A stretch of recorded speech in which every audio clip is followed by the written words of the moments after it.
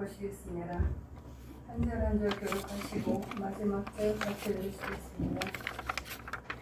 여호와의 말씀이 솔로몬에게 임하여 이르시되 내가 지금 이 성전을 건축하니 내가 만일 내 법도를 따르며 내 율례를 행하며 내 모든 계명을 지켜 그대로 행하면 내가 내 아버지 다윗에게 한 말을 내게 확실히 이룰 것이요 내가 또한 이스라엘 자손 가운데 거하며 내 백성 이스라엘을 버리지 아니하리라 하셨더라.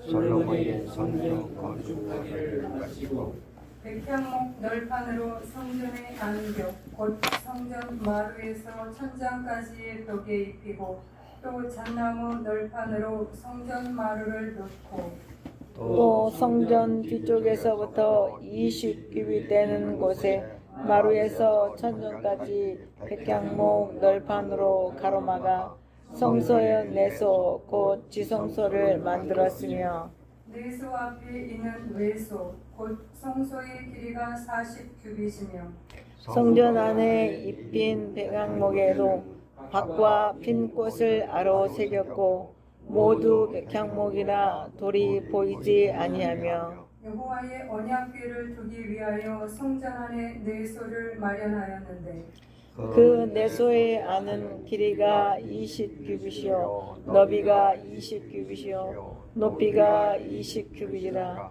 정금으로 입혔고 백향목 제단에도 입혔더라. 솔로몬이 정금으로 외소 안에 입히고 내소 앞에 금사슬로 건너지르고 내소를 금으로 입히고 온 성전을 금으로 입히기를 마치고 내소에 속한 제단의 전부를 금으로 입혔더라.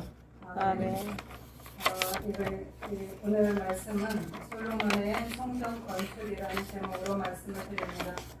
여러분 이렇게 글을 많이 읽어도 뭔 말인지 잘 모르실 겁니다. 어렵죠. 그래서 영상을 솔로몬의 성전이 어떻게 건축되어서 어떤 모습을 갖추고 있는지 잠깐 영상을 보시겠습니다. 뒤에 불 좀 꺼주시겠어요? 예, 그림을 보시는 게 더 정확합니다.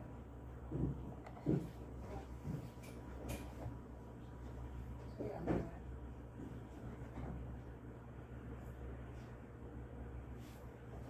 소리 안 나요?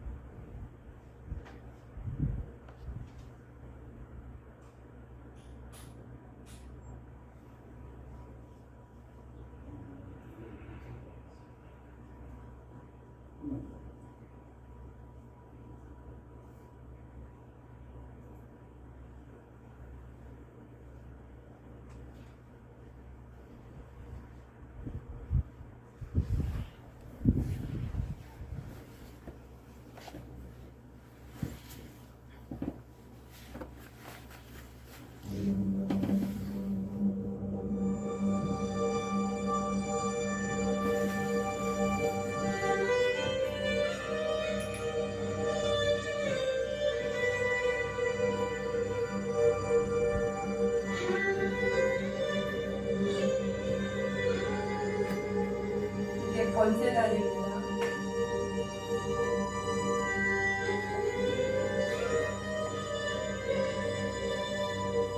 여기에 바다라는 곳이고요. 바다라는 큰 운명이랑 소 12개가 밑에서 받치고 있습니다.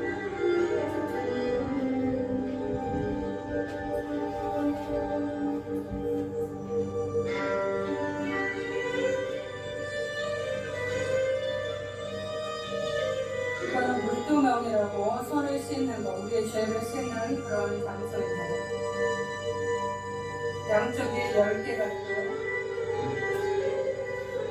이게 보아스와 야긴이라는 기둥입니다.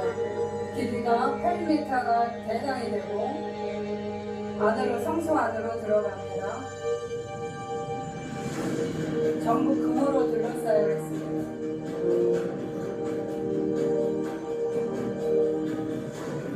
금잔대가 있고요. 하나님의 빛을 상징하죠.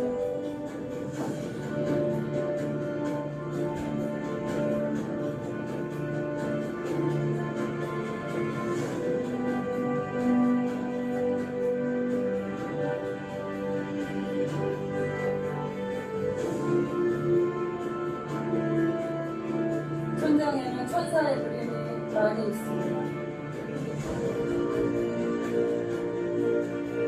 떡상입니다. 말씀을 상징하고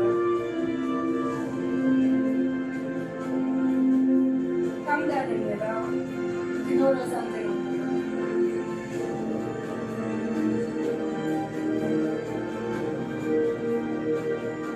이제 지성소 안으로 더 들어갑니다.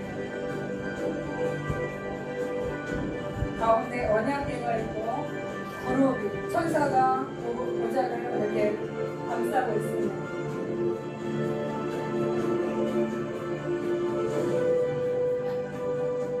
이곳에는 빛이 못 들어옵니다. 오직 하늘에 하나님의 천사의 빛만이 있는 상징하기 때문에 자연의 빛은 들어오지 않습니다.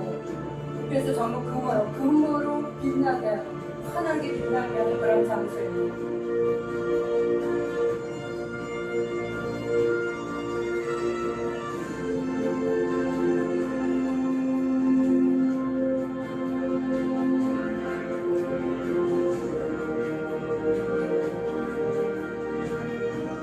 번제단에서는 우리의 죄를 낱낱이 토해내는 그 작업을 하는 것입니다. 이 작업을 하고 안으로 들어가는 것이죠.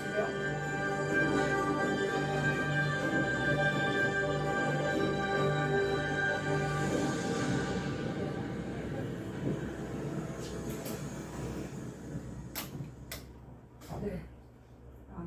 그림을 좀 보시니까 이 말이 뭔 말인지가 이제 밑에는 이해가 되실 겁니다. 이거를 기억하시면서 오늘 말씀을 들으시기를 바라겠습니다. 솔로몬의 성전 건축이라는 제목입니다. 지금 우리나라에서 독립기념관, 거기에 장관, 어떻게 보면 장이죠. 독립장관이라고 하기보다 독립기념관장을 임명하는 문제가 지금 거론되고 있습니다. 천안에 독립 기념관이 있습니다. 그런데 왜 이 독립기념관의 관장을 임명하는데 문제가 되고 있는가? 여러분 시사에도 조금 관심을 가지셔야 되는데, 이 독립기념관을 설립한 목적이 있습니다. 그 목적은 뭐냐면 우리 매침, 일본의 침입 아니면은 외적의 침입을 극복하고 민족의 자주와 독립을 지켜온 우리 민족의 국가적 어려움을 그걸 잘 극복한 그런 역사와 그리고 국민 발전에 관한 자료를 수집하고 보관하고 연구하고 그리고를 사람들에게 전시해서 국민들에게 올바른 국가관과 그리고 민족 정신을 정립하려는 목적을 지닌 것이 바로 독립기념관의 설립 목적입니다. 특별히 천안에다가 이 독립기념관을 세운 이유가 있습니다. 거기에는 유관순과 또 조병호 그리고 이동영 항일 독립지사가 활동했던 그런 장소가 천안이기 때문입니다. 그런데 이 독립기념관을 설립한 배경은 참으로 씁쓸합니다. 어떻게 해서 이것이 지어지게 되는가? 우리가 생각하기에 독립기념관 그러니까 대단한 어떤 의도를 가지고 미리부터 준비해서 오랫동안 준비해서 이 가치관을 어떻게 보면 우리에게 알리기 위해서 아주 심사숙고해서 만들어진 것 같지만 그렇지 않습니다. 어떻게 됐냐면 전두환 대통령이 12.12 쿠데타로 대통령이 되었습니다. 그랬을 때 그 박정희 대통령이 추진했던 그런 것을 자기도 한번 해보고 싶다라고 하는 야욕을 가지고 일본에게 돈을 달라고 청합니다. 어떻게 얘기하냐면 북한의 남침을 우리가 막아주고 있다. 그래서 너희들이 안전한 곳이니까 방위비 명목으로 너네들이 일본이 돈을 내는 게 옳다. 그래서 100억 달러를 달라라고 하는 요구를 했습니다. 100억 달러면 한국 돈으로 13조 7천억에 해당되는 돈입니다. 전두환 대통령이 이 돈을 일본에게 요구를 했습니다. 이 요구에 일본이 발끈하고 반발을 한 겁니다. 합당치 않다. 그래서 무엇으로 보복을 했냐면 역사 교과서를 왜곡해서, 그러죠? 독도는 일본 땅이다. 뭐 등등등의 역사 교과서에 정확한 정보를 제공한 것이 아니라 왜곡해서 역사 교과서를 발간해냅니다. 이것을 보고 우리나라 국민들이 다시금 어떻게 해요? 항의를 하죠. 깜짝 놀라죠. 지금도 역사 교과서가 독도는 일본 땅이다 했을 때 여러분, 우리 일본 독도만 갖고 가는 게 아니에요. 독도 주변의 해양의 권리가 전부 다 일본에게 넘어가는 겁니다. 그래서 우리나라 국민이, 한국 국민이 일본에게 항의를 합니다. 그거는 아니다. 그랬을 때 전두환 대통령이 지금 일본에게 100억 달러를 달라고 요구한 상태예요. 그러니까 이거를 못 받을까봐, 이 돈이 이 교섭을 하는 것이 물 건너갈까봐 서로 부딪히고 있으니까 역사 교과서를 왜곡했다면 어떻게 해요? 정부에서 나서서 막아야 되는 거예요. 적극적으로 해야 되는데 돈을 못 받을까봐 침묵을 하고 있었습니다. 그런데 문제가 생긴 거죠. 국민이 더욱더 항의를 한 거죠. 그러자 이 전두환 대통령이 자기가 비난받을까봐 두려워서, 그리고 자기의 대통령직이 날아갈까봐, 그래서 겁나서 극일을 주장합니다. 극일, 일본을 극복하자, 극일. 그래서 극일을 주장하면서 어떻게 보면 쇼맨십이죠. 그러면서 건립한 건물이 바로 독립기념관입니다. 여러분, 얼마나 급조되어진 건물이며, 그리고 순수한 의도가 없이 준비되지 아니한 건물이 바로 독립기념관입니다. 그래서 발기인, 그 독립기념관을 만들 때 발기인, 누가 만드냐, 이렇게 누가 주체가 돼서 나오냐라는 그런 발기인 명단이 있죠.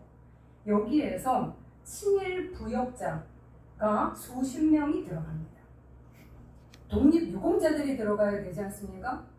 독립을 행한 거기에 독립지사의 자손들이 들어가야 되는데, 여기에 급조하다 보니까 자신의 그 이름을, 전두환 대통령이 자신의 그 치부가 드러날까봐 두려워해서 그 길을 주장했기 때문에 거기에 맞는 사람을 선발하지 않고 오히려 친일 부역자를 수십 명을 거기에 채용을 합니다. 그리고 일본으로부터 40억 달러를 받아냅니다. 그러면서 전두환 대통령이 이렇게 명령을 합니다.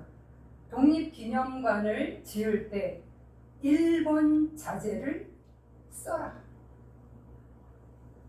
일본 것을 수입해다가 그 건물의 재료를 써라 라고 이야기를 합니다. 그런데도 불구하고 국민 성금이 706억이 거칩니다. 정부에서 246억을 대서 1000억의 공사를 했습니다. 1000억 들여서 지은 것이 바로 그 건물이에요. 그런데 여기에서 또 문제가 있습니다. 부실 공사를 했습니다. 그래서 개관일이 10일도 남지 않은 상태에서 불이 나버려요. 자재를 싸구려를 쓴 겁니다. 거기에다가. 그리고 급조해서 만들었기 때문에. 그래서 이때 어떤 말이 돌았냐면 안중근 의사가 분노하였어. 독립기념관을 진지하게 고려해서 잘 지어야 되는데 그렇게 한 것이 아니라서 이런 일이 벌어졌다라고 하는 루머가 떠돌기도 했습니다. 다시 보수공사를 해서 1년 후에 이 독립기념관이 이제 개관이 됩니다. 그럼 여러분, 독립기념관 장의 임명이 왜 지금 문제가 되고 있는가? 독립기념관장은 지금 윤석열 대통령께서 임명한 사람이 누구냐면 김영석입니다. 근데 이 사람은 친일파였어요. 친일파고, 여러분, 독립기념관의 장이 친일파가 된다는 것은 의도에 맞지가 않습니다. 그래서 지금 나라에서 이런 문제가, 정부에서 이런 문제가 이슈가 되고 있고 이 부분에 이 사람을 여기에 세우면 안 된다고 얘기가 나오고 있는 것입니다. 건축에는 어떤 건물을 세울 때는 설립자, 건축자와 건축을 하는 설립 목적과 그리고 거기에 관리자가 그 결과물이 같이 어떻게 보면 의미가 공통된 의미가 있어야 되고 이 의미가 맞아떨어져야 됩니다. 친일파가 독립 건물을 세운다는 것은 말이 안 되는 것이고요. 그것을 유지한다는 것도 말이 안 되는 겁니다. 이렇게 어떻게 보면 이 설립자와 건물의 설립 목적과 관리자 그 결과들이 일치해도 의도가 좋아도 그 잘못된 행동들이 나올 수가 있습니다. 그럼에도 불구하고 지금 우리나라에서 이루어지고 있는 일들은 뭔가가 좀 단추를 잘못 끼고 있다는 이야기입니다. 바톤이 제대로 터치가 돼서 바톤을 제대로 넘겨줘야 되는 겁니다. 그런데 지금 바톤을 제대로 넘겨주지 못하는 잘못된 사람이 올라가서 그 바톤을 받으려고 하고 있고 그것을 대통령이 주려고 하고 있기 때문에 이게 문제가 되고 있다는 것입니다. 제가 이 예를 들고 온 이유는 무엇이냐? 오늘 성전을 건축하는 이 솔로몬에게 있어서 여기서도 설립자와 건축의 목적과 그 결과가 나오게 되어 있습니다. 오늘 이것을 말씀을 통해서 배우며 그리고 우리에게 어떤 메시지를 주시고자 하는 건지에 대해서 우리는 배워보자 합니다. 오늘 성전 건축은 그 주체자가 솔로몬입니다. 근데 솔로몬은 처음에 이 건축을 하려고 하는 의도가 굉장히 선했고 그리고 아주 미리부터 준비된 그런 건축이었습니다. 자기가 먼저 준비한 것이 아니라 다윗이 그 하나님의 성전을 건축하기를 너무너무 갈망을 했습니다. 그래서 열왕기하 6장 1절에 보면 이렇게 나옵니다. 이스라엘 자손이 애굽 땅에서 나온 지 480년이요 솔로몬이 이스라엘 왕이 된 지 4년 15월 즉 4월 중순경에 솔로몬이 여호와를 위하여 성전 건축하기를 시작하였더라. 솔로몬이 여호와를 위하여 성전 건축하기를 시작하였더라. 3장 2절에서 3절에 보면 솔로몬이 여호와를 사랑하고 그의 아버지 다윗의 법도를 행하였으나 그때까지 성전을 아직 건축하지 아니하였으므로 라고 나옵니다. 즉 성전을 건축한 주체자, 설립자인 솔로몬의 의도가 얼마나 선했는지를 여러분이 아셔야 한다는 겁니다. 자기 아버지도 이 하나님의 성전이 건축되기를 너무너무 갈망했고 그리고 자신이 그 성전을 건축하지 못하는 대신에 성전을 건축할 수 있는 모든 재료를 다 준비해 놨습니다. 미리미리 다 준비해 놨어요. 풍부하게 좋은 것들로 그리고 재료만 좋은 것이 아니라 다윗은 하나님을 너무너무 사랑하는 마음을 담아서 성전을 건축을 했기를 원했습니다. 즉 설립의 그 주체자의 자세가 굉장히 하나님 앞에 아름다웠다는 이야기입니다. 우리가 독립기념관의 주체는 전두환 대통령이죠. 그러나 굉장히 의도가 아름답지 않았습니다.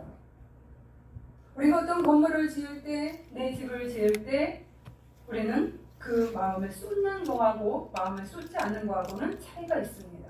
그래서 집장사의 집은 사지 말아야 된다라고 얘기를 하는 거죠. 그죠? 부실한 것이기 마음을 심지 않기 때문입니다. 아버지의 신앙을 바통받아서 순수한 소망을 지닌 하나님을 사랑하는 아버지의 마음에 그 바톤을 솔로몬이 이어받아서 성전을 건축하기 시작을 합니다. 그러면 성전 건축의 목적이 있습니다. 하나님이 허락하신 목적이지요. 성전을 오늘 아까 보시면 모세의 성막보다 2배가 더 큽니다. 그리고 성전을 하나님께서 어디에다 세우게 했냐면 예루살렘 성전, 예루살렘 이스라엘의 도시죠. 그 도시 외곽에다가 아주 큰 바위 위에다 이 성전을 세우도록 했습니다. 왜냐하면 성전이 이스라엘의 센터가 되기를 원한 거예요.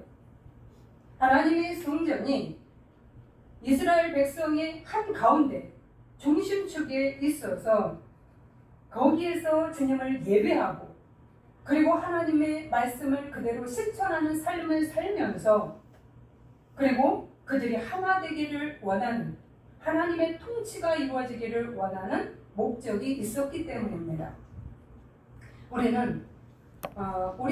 우리도 역시 성전입니다. 여러분 예배당이 있고 성전이 있죠. 그러면 우리는 이 예배당 안에도 하나님이 임재하시고 그리고 여러분의 내면이 여러분 자체가 하나님의 성전이라고 말하고 있습니다.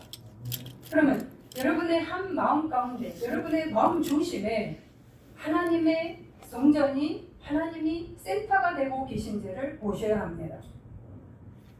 여러분 오늘 그림 속에서 이 영상 속에서 이스라엘 한가운데 하나님이 중심이 되셔서 있어야 한다는 것을 의미하는 것입니다.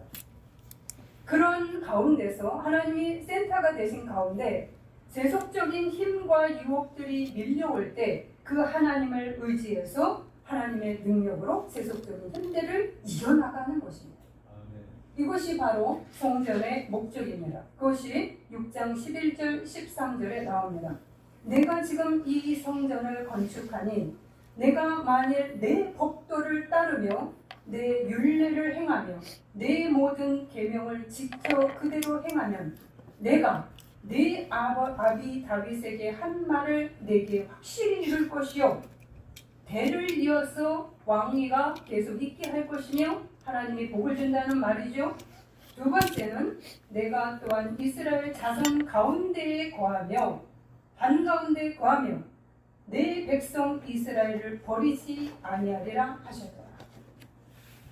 오늘 이 말씀이 가장 중요한 말입니다. 하나님이 센터에 계신다는 것은 무엇이냐? 명목상으로 하나님 가운데 계세요. 그리고 나의 삶을 내가 마음대로 살겠습니다. 하나님은 개입하지 마시고 간섭하지 마세요 라고 하는 의미가 아닙니다. 하나님이 우리 마음의 성전 안에 센터가 되시는 것은 내 삶의 모든 분야에 당신이 개입하시고 당신이 임재하셔서 우리를 하나님의 능력과 사랑으로 우리를 끌고 가시면서 지난 시간에 말씀드린 우리가 하나님의 사랑의 넓이와 길이와 깊이와 그리고 크기 이러한 모든 부분들까지 이루기에 하나님이 우리를 돌보신다는 의미입니다. 우리가 이 성전, 솔로몬의 성전이 얼만큼 건축하는 기간이 걸렸냐면 7년 6개월이 걸렸습니다. 아까 보신 대로 성전 외부 공사가 있고요. 성전에 벽을 세우고 이렇게 외부 공사를 짓고요. 그 다음에 내부 공사를 하죠. 우리 집도 똑같죠. 건물에 골조를 만든 다음에 골조를 다 짓고 그 다음에 내부의 인테리어를 나중에 하죠. 똑같습니다. 그런데 우리가 성전이 얼마나 튼튼하게 지어졌는지를 보셔야 합니다. 성전의 재료가 부실 재료가 쓰여지지 않았어요. 우리 독립기념관이 부실한 재료, 부실 공사를 했다고 말씀을 드렸습니다. 그런데 솔로몬은 다윗으로부터 가장 좋은 재료를 사용하도록 만들었습니다. 백향목 그리고 전나무로 만들었습니다. 백향목은 최고의 자재입니다. 수입을 했죠. 드로에서 갖고 와서 이 성전을 짓습니다. 그리고 최고의 기술자를 사용합니다.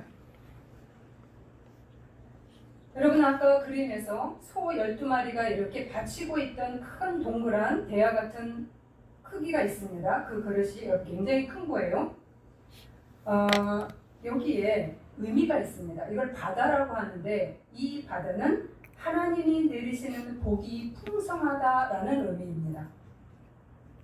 그리고 두 기둥이 있었죠. 성전 입구로 들어가는데 거기에 큰 두 기둥은 여러분 여기에서 보시니까 애게 요만하네 라고 얘기하지만 길이가 8m입니다. 그리고 둘레가 5m 4m, 5.4m예요. 그러면 굉장히 크죠. 그럼 5.4m면 여러분이 우리가 이거보다 더 큰 거예요. 그 크기의 두 기둥이 딱 서 있습니다. 그래서 보아스는 어떤 뜻이냐면 하나님께 능력이 있다. 그러니까 아름들이 어마어마한 능력이 있다. 그 기둥을 보면서 이스라엘 백성은 계속 하나님은 능력이 있으시다 라는 것을 보는 겁니다. 또 하나 야기는 하나님이 일으켜 세우시리라 라고 하는 메시지입니다. 하나님이 능력이 있으시고 이 하나님이 우리를 일으켜 세우실 것이다. 힘있게 일으켜 세우실 것이다. 신적 권세를 상징하는 의미입니다. 이거를 이스라엘 백성이 매일 보는 겁니다. 얼마나 커요? 탑이지 않습니까? 큰 탑인데 그 탑이 안 보일 수가 없어요. 사람이 밑에서 여러분 암만 키 커도 2m는 안 되지 않습니까? 그러면 그 사람들이 이 어디서 봐도 이 기둥을 보면서 하나님은 능력이 있으시다. 그리고 하나님이 우리를 일으켜 세우실 것이다. 라고 하는 메시지를 맨날 보는 겁니다. 그리고 그 기둥 위에는 성녀나무가 성리 열매들이 있어요. 백합화가 있고요. 그것은 무엇을 의미하죠? 많은 좋은 열매들이 너희 삶에 맺힐 거야. 그리고 백합화처럼 꽃을 피울 거야. 라고 하는 메시지입니다. 앞에는 물두멍이 있고 번제단이 있습니다. 하나님의 성전에 들어가기 전에 하나님께 죄를 우리들이 고백하고 씻는 그러한 장소지요. 이런 성전의 외부 공사가 아주 튼튼하게 좋은 재료로 지어졌습니다. 그러면 성전 내부의 인테리어를 어떻게 해놨는가? 금으로 치장을 했죠. 금으로 만들었습니다. 거기 안에는 천사가 있고요, 언약궤가 있고요, 말씀을 상징하는 떡상이 있고요, 기도 향단이 있고요, 그리고 등불이 있습니다. 하나님 안에 들어갈 때 이 은혜가 우리 내면 안에 가득해야 된다는 것을 의미합니다. 이 성전의 내부는 균형과 아름다움을 상징합니다. 이처럼 성전 건축의 재료는 최고의 제품들을 사용했습니다. 그리고 풍성하고 최선을 다해서 드려진 예물을 통해서 만들어졌습니다. 그냥 주기 싫은 거, 드리기 싫은 거 억지로 내리는 그 헌금이 아니라 하나님이 기뻐하시는 마음을 들고 하나님에게 내가 더 섬기고 싶어서 다 자원해서 넘치도록 자원해서 드려지는 그러한 예물을 가지고 만들어진 겁니다. 왜냐하면 하나님께 영광이 되는 일에 내가 최선을 다하며 살고 싶습니다 라고 하는 고백이기 때문입니다. 그래서 이 성전 건축은 이스라엘 백성에게 아주 두 가지 중요한 의미를 지니고 있습니다. 오늘 말씀에 보면 출애굽 이후 480년이 지났다고 얘기를 합니다. 이 이야기는 뭐냐? 성전을 보면서 하나님이 주신 해방과 승리를 의미합니다. 어둠에서 내가 승리하고 어둠에서 벗어나서 내가 해방돼서 승리의 기쁨을 누리는 이것을 내가 다시금 만끽하는 겁니다. 그러면서 고난과 슬픔이 있을 때는 그 성전을 볼 때 하나님의 사랑과 하나님의 돌보심에 대한 소망이 다시금 올라오는 거예요. 인생이 항상 좋기만 하진 않죠. 인생이 어려울 때가 있습니다. 고난이 있습니다. 그럴 때 좌절하고 낙심하는 것이 아니라 그 성전을 바라보면서 하나님이 일으켜 세우시리라. 능력 있으신 하나님께서 나를 반드시 일으켜 세우실 것이야 라고 하는 메시지의 소망을 듣습니다. 이러한 역할을 하는 것이 바로 성전을 지은 목적이었습니다. 그래서 이스라엘 백성은 솔로몬은 이 성전 중심의 생활을 하면서 마음 심중에 하나님의 중심축을 깊게 뿌리박고 하나님의 사랑과 능력 안에서 살기를 결단하고 그리고 자신의 삶 속에서 정의와 선을 실천하려는 그러한 삶을 살도록 하나님께서 이끄시는 것입니다. 이런 이스라엘 백성을 서로 하나로 묶어주는 거예요. 사랑의 공동체로, 믿음의 공동체로. 하나님 중심의 공동체로 묶어주는 것입니다. 그러면서 승리를 경험하도록 만드는 것이 이 성전 건축의 목적이었습니다. 그런데 오늘 여러분 한 가지 질문을 해봅니다. 왜 하나님께서는 이 성전 건축을 다윗에게 허용하지 않고 솔로몬에게 허용을 했을까요? 우리는 역대기에 이렇게 나옵니다. 다윗은 전쟁을 많이 해서 하나님께서 즉 피를 많이 흘려 성전을 건축하지 못하도록 했다라고 나옵니다. 아마 성전을 건축할 시간적 여유가 없을 수도 있습니다. 왜냐하면 자기 백성들을 전쟁터에 데리고 나가야 되는 그러한 일이 있었을지도 있습니다. 그러나 그것이 꼭 성전을 건축하지 못하게 되는 이유일까요? 저는 이 부분에 대해서 조금 다른 측면에서 살펴볼 필요가 있음을 발견하게 됩니다. 여러분, 왜 하나님은 다윗에게 너는 성전을 건축하지 마라 라고 얘기를 했을까? 생각해 보셨습니까? 피를 흘렸기 때문에 우리는 다 그것만 갖고 얘기를 하죠.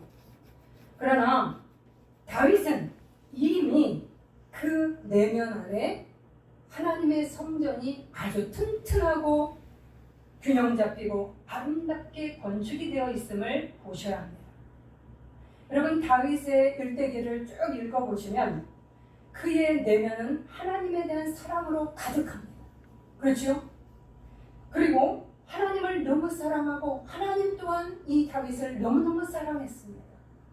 그래서 네가 어디로 가든지 내가 복을 줄 거야 라고 하나님이 자원해서 소원을 하셨습니다.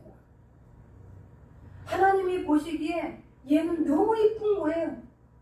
하나님 앞에 겸손하고 하나님 뜻대로 살려고 하고 하나님 법궤를 가지고 올 때는 막 춤을 추면서 옷이 속옷이 다 드러나면서 배꼽이 보이도록 그것이 창피한 줄 모르고 하나님 앞에서 막 덩실덩실 춤을 췄습니다. 당신이 이스라엘의 중심이 되신다는 것에 너무 기뻐했고 그 주님을 자기가 모시고 산다는 것에 너무나 행복했습니다. 여러분은 주님으로 행복하십니까? 여러분은 주님으로 덩실덩실 춤을 추십니까? 여러분은 주님을 얼마나 사랑하십니까?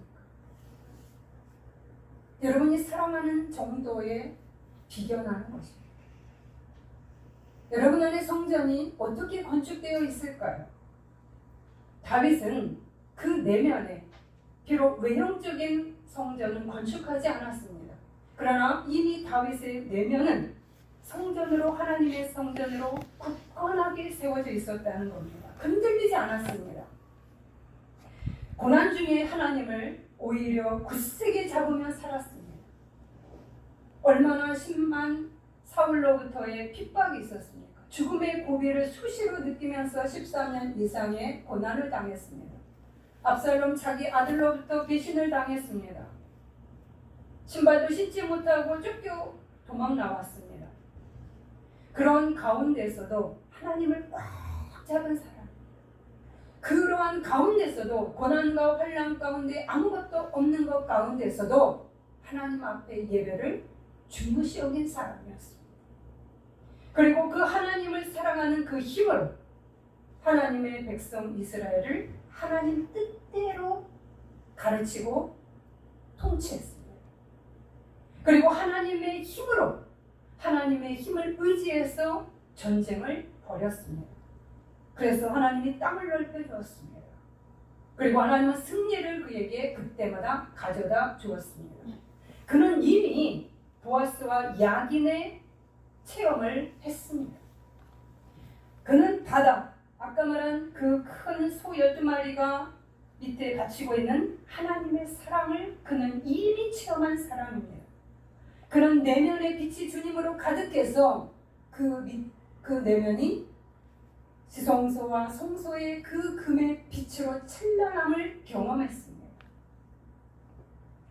외적 성전이 그에게 필요가 없었습니다. 그럼에도 하나님을 너무 사랑해서 외적인 성전이 세워지기를 원합니다. 나는 이렇게 좋은 궁전에 사는데 내 집은 너무 좋은데 하나님은 초라한 저 성막에 있습니다. 성소에 있습니다. 하나님의 집이 너무 초라합니다. 하나님의 집을 멋지게 지어드리고 싶습니다. 그 갈망이 하나님 보시기엔 너무나 이뻤습니다. 여러분, 여러분의 내면의 성전은 어떤 상태입니까? 여러분의 내면의 성전이 아름답게 지어져 있습니까? 아니면 초라하게 지어져 있습니까? 아니면 짓다 말았습니까? 아니면 중요하지 않습니까? 제가 말씀을 열왕기상을 지금 묵상하면서 이게 내가 은혜를 한번 봤습니다. 그래, 다윗은 이미 내면에 보이지 않는 내면의 성전이 굳건히 있었다. 그러면 왜 솔로몬에게 성전 건축을 하라고 하셨을까? 솔로몬은 즉위 4년에 지금 이 성전을 건축했습니다. 그는 아버지로부터 신앙의 유산을 물려받았습니다. 그리고 아버지로부터 확장된 나라를 물려받았습니다. 태평성대를 이루고 있습니다. 솔로몬은 삶의 고난을 겪어보지 않았습니다. 다윗처럼 고난의 삶을 겪어보지 못했습니다. 고난 속에서 하나님을 깊이 만들어 가본 적이 없습니다. 여러분, 고난 속에서 신앙을 붙들어야지만, 여러분 훈련되어야지만 여러분이 잘 나갈 때 흔들림이 적습니다. 그런데 고난이 없을 때, 여러분 평안할 때, 여러분 유혹은 더 많이 오게 되어 있는 거예요. 그래서 하나님께서 광야의 훈련을 통해서 하나님과 나를 깊이 박아놓는 훈련을 하십니다. 그런데 솔로몬은 고난을 받아본 적이 없어요. 아버지로부터 신앙을 물려받았습니다. 하나님을 사랑하는 것을 보며 자랐어요. 그리고 고난 속에서도 하나님을 떠나지 않는 그 아버지를 보아왔습니다. 그런데 솔로몬은 부여와 권력을 쉽게 넘겨받았습니다. 거머쥐었습니다. 솔로몬의 환경은 아주 잘 나가는 환경이었습니다. 여러분, 잘 나갈 때 유혹은 더 많습니다. 고난이 오면 내가 바닥을 칠 때 내가 눈물의 골짜기를 걸어가기 때문에 하나님 없이는 안 된다는 그러한 절박함이 생깁니다. 그러나 여러분이 손천하기에 돈이 있고 여러분의 삶에 별로 먹고 사는 문제에 별로 문제가 안 되고 내 몸이 건강하고, 그러면 여러분의 신앙은 정말 몇 분 빼고는 약해질 확률이 있지요. 절박하지 않습니다. 왜? 내가 그 돈을 의지하고 그 명예를 의지하고 그 가정을 의지하고 환경을 의지하기 때문입니다. 그래서 하나님이 내 안에서 별 필요가 없는 거예요. 하나님이 내 안에 성전이 굉장히 작고 초라할 수가 있습니다. 그래서 하나님은 이 솔로몬에게 성전을 건축하라고 명하신 것입니다. 하나님과의 관계가 뿌리가 아주 약합니다. 신앙의 견고성이 약해요. 그러면서 부여와 권력은 쥐고 있습니다. 뭐예요? 부패할 수 있고 변질할 수 있는 그러한 힘이 내재되어 있는 것입니다. 고난을 당해보지 않은 상태이기 때문에 하나님에 대해서 더 많이 얘기해 주기가 어렵습니다. 신앙의 본보기로서 되는 지도자의 모습이 더 필요한 그런 시점에 와 있는 거예요. 하나님을 더 깊이 받아야지만, 아까 말씀드린 대로 하나님께서 너가 나를 의지하고 내 명령과 내 법도를 지키라, 그리하면 내가 다윗에게 준 그 복을 너에게 줄 것이고 이 나라 안에 내가 구하여 이 나라를 강성하게 하리라는 그 은혜를 준다고 얘기를 했어요. 그러면 제일 중요한 것은 하나님이 내 안에 깊이 뿌리를 박아야 하는 것이 1번입니다. 그래야 하나님이 일하시는 것이지요. 그런데 이 솔로몬은 그게 약했다는 겁니다. 그래서 하나님께서 성전을 건축하게 하면서 7년 반 동안 건축하게 하면서 하나님이 어떤 분이신지를 스스로 계속 보도록 만든 거예요. 성전을 지으면서 하나님의 능력과 사랑이 얼마나 큰 분인지, 하나님은 싸구려 분이 아니라는 것, 그래서 최고의 자재를 사용해야만 되는 것,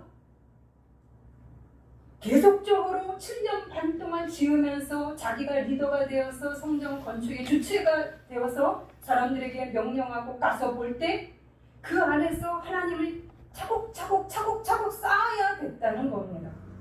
계속적으로 하나님을 지각하고 인식하고 깨닫고 하나님을 만나고 더 깊이 들어가는 시간이 그 시간이 되어야 되는 거예요. 그래서 솔로몬 자체가 튼실한 외부적인 건물만이 아니라 솔로몬 내부의 성전이 아버지처럼, 아버지만은 못한다 할지라도 적어도 지도자로서, 왕으로서 하나님을 의지해 나가는 그 힘이 내부에 균형 잡히고 아름다운 성품이 흘러나오는 빛나는 그러한 성소로 그 솔로몬의 내면이 이스라엘이 계속적으로 굳건하게 되어야 하는 시간이었다는 겁니다. 하나님이 그거를 원한 거라는 거예요. 내가 얼마나 하나님과 멀은지, 내가 얼마나 하나님을 가치 없게 여기는지, 내가 내 삶 속에서 하나님을 뒤로 빼고 내 것이 먼저라고 생각하며 사는지를 솔로몬은 계속 봤어야 되는 겁니다. 7년 반은 작은 시간이 아닙니다. 7년 반 동안에 하나님의 성전을 건축하면서 그 안에 지진이 일어났어야 되는 거예요. 더욱더 하나님이 깊이 박혔어야 된다는 겁니다. 더욱 성장하고 성숙하기에 부족함이 없는 시간이었습니다. 몰입이 되었던 시간이니까요. 그럴 때 하나님의 약속이 더욱더 강하게 나타나겠죠. 그것이 2장 3절 4절 아까 말씀드린 겁니다. 내 여호와의 명령을 지켜 그 길로 행하여 그 법률과 계명과 율례를 지키라. 그리하면 내가 무엇을 하든지 어디로 가든지 형통하리라. 내 자손들이 그들의 길을 삼가 마음을 다하고 성품을 다하여 진실이 내 앞에서 행하면 이스라엘 왕위에 오를 사람이 내게서 끊어지지 아니하리라. 6장 13절입니다. 내가 또한 이스라엘 자손 가운데에 거하며 내 백성 이스라엘을 버리지 아니하리라 하셨더라. 여러분, 내 마음과 성품과 목숨과 힘을 다하여 여호와를 사랑하라. 그리고 내 이웃을 사랑하라. 우리 신약의 예수님의 강령입니다. 이거를 지금 솔로몬에게 요구하신 것이고 우리에게 요구하고 계신 것입니다. 하나님과의 관계가 어떠한지 중요합니다. 솔로몬은 외형적인 건물을 짓는 데는 열심이었습니다. 그런데 정작 중요시해야 되는 내면의 성전 건축은 부실한 상태로 있었다는 겁니다. 하나님과 돈독한 관계를 갖기보다 하나님에게 깊이 뿌리를 내리고 그 터 위에서 건물이 튼실히 세워지고 그리고 내면의 균형과 아름다움의 성숙도가 일어나는 그러한 사람이 되어야 됐었다는 거예요. 골로새서 말씀이죠. 성령의 열매들을 그리스도를 통해서 우리들이 얻게 되기까지 그리스도에게 뿌리를 박으라고 나오죠. 그 터 위에 세우라고 얘기를 합니다. 튼실하게 세우라고 얘기합니다. 이것이 하나님의 축복이 우리에게 흘러오기 위한 조건이었어요. 여러분, 우리의 신앙은 어떨까요? 우리는 예배를 드리러 옵니다. 우리는 예배를 드리러 올 때 여러분이 어떤 기대감을 갖고 오십니까? 그냥 주일이니까 예배 드려야 돼. 귀찮아. 다른 일에는 열심히 부지런히 시간을 맞추면서 딱 합니다. 그러나 예배 시간이 오면 억지로 일어납니다. 안 가도 되는 시간이 되어 있습니다. 왜 우리는 주일 성수를 중요하게 여기면서 기도를 해야 되는 이 시점까지 이르렀을까요? 주일 성수? 누구를 주인으로 여기는지를 얘기하는 것이 주일 성수입니다. 나를 주인으로 여길 때는 주님에게 예배를 드릴 이유가 없는 겁니다. 그만큼 밀려 있는 겁니다. 내 주인이 누구인가를 얘기해 주는 것이 주일 성수입니다. 왜 우리의 기도 제목에 주일 성수를 하게 하옵소서라고 얘기를 합니까? 교회를 위해서입니까? 아닙니다. 내 안에 하나님이 깊게 뿌리를 박게 들어가기 위해서입니다. 솔로몬의 성전 건축이 아름다운 건물만 짓는 것이 아니라는 얘기예요. 하나님은 그 건물을 지으면서 너 자신의 내면 안에 하나님을 집어넣으라고 계속 솔로몬에게 요구를 하고 계셨던 겁니다.